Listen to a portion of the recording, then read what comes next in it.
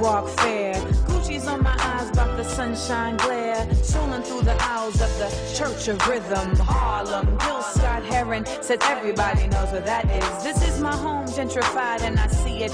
Mom and pops replaced with franchises, feeding nothing but they pockets, do nothing for the hood. But it's still all good, it's still all good, and I can feel it.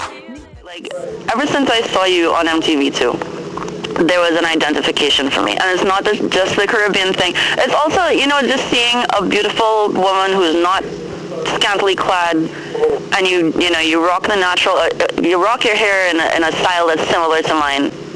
You know, so it's like it was really refreshing to see a reflection of myself. And then I found out consequently you're of Caribbean heritage.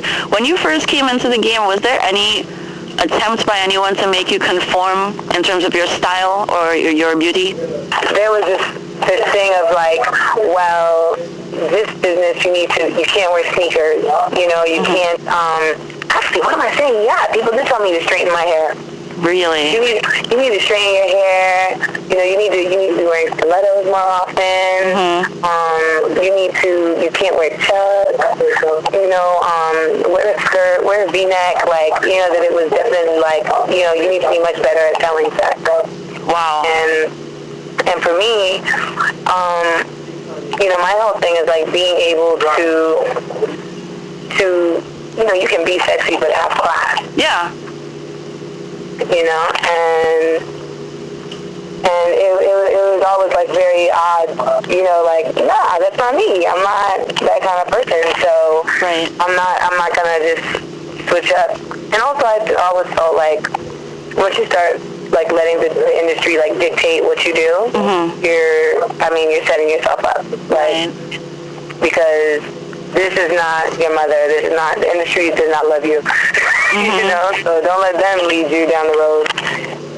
It feels like there's a cookie cutter out there that the industry, you know, kind of puts female rappers in. And I know you take your role as a female MC very seriously. Do you think that the industry itself takes female MCs seriously, or do you think that that's still coming? No, that's still coming. I think that because, I mean, a lot of people don't take me seriously, you know, and they would much prefer me to just be a singer. Right. Because that's an easier pill to swallow. Hook, yeah. You know, and I know for me, like, even sometimes it's easier for me. I mean, right now I'm very jaded with the hip-hop side of things just because it feels like that cookie cutter is so strong and that I'm not going to fit into it. Yeah. You know, so it's just frustrating having people constantly trying to get you to fit into it. Right. And I think that there's just a better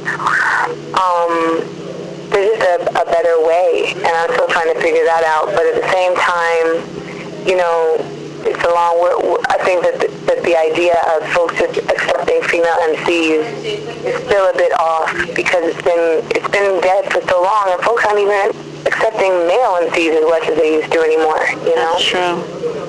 Do you feel like, I mean, in order to make it mainstream, it seems like there has to be, or at least how it is right now. Like back in the day, you know, you had your Queen Latifah and Salt and Pepper, you know, who were, you know, they were sexy and they were fly, but they were still like, you know, representing it.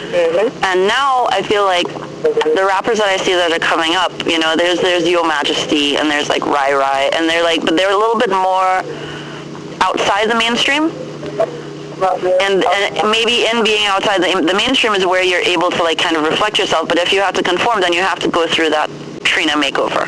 It's definitely a conundrum. I mean, you know, you say to yourself, okay, I want to make music that people are going to get to hear, but then you don't get to hear the music that people need to hear because the mainstream doesn't want to hear that. You know what I mean? And so you find yourself like in a catch-22. And I know for me, I think the singing being infused with the rhyming is what I think helps to make my music a little bit easier to swallow.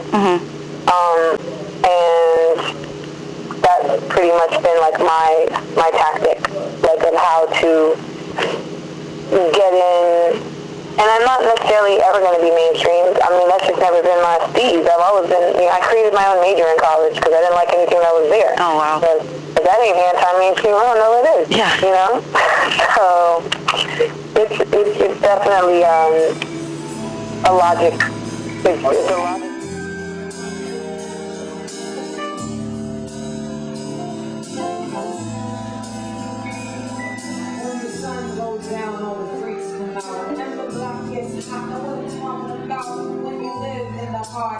Breathe in the heart of the city. Old men play cards and the speakers come out. Street lights go on, little kids running shout. When you live in the heart of the city. Breathe in the heart.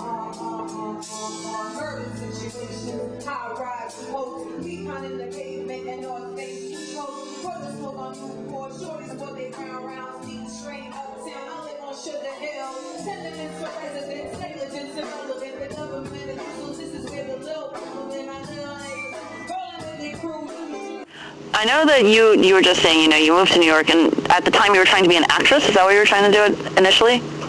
Well, I went to a performing arts high school where I was an actor, and then I was accepted to SUNY Purchase in their acting conservatory. So that's why I came to New York. Wow.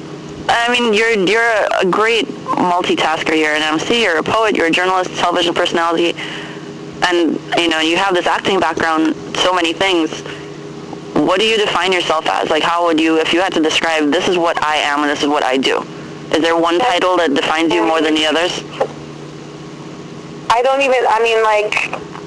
There isn't, because I'm just an artist. I paint as good as I rhyme as good as I sing as good as I do television, so I feel like I'm doing myself an injustice if I just say, this is what I do and everything else is extra. Right. And I was kind of forced to do that, and I'm turning my head to that. I'm turning my cheek to that because, just saying I'm just an MC singer, it's not fair to me. Right. It's not fair to the amount of work that I've put in for so long to hone my craft, and I say craft plural because, I've been sad since I was 8.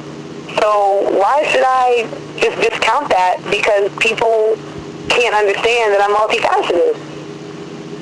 I got 40 MCs on my block, walking with a bop, claiming that they real hip-hop.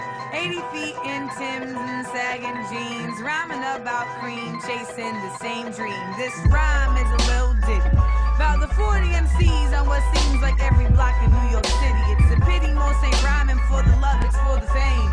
Treating this culture like it's a game. The mental... It's just, we want to bring something to the city that just really has like a bright, positive vibe.